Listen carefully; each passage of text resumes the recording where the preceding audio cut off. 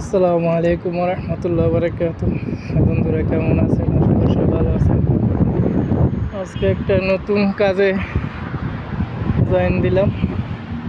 মুজাম্মা, এটা হলো মুজাম্মা রোড, এটা হলো এয়ারপোর্টের রোড, এটা হলো এক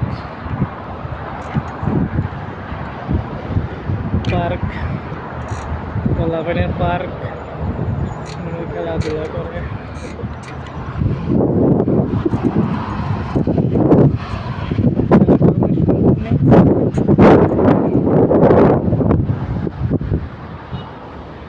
নতুন একটা কাজে জয়েন দিছি, সবাই দোয়া করবেন।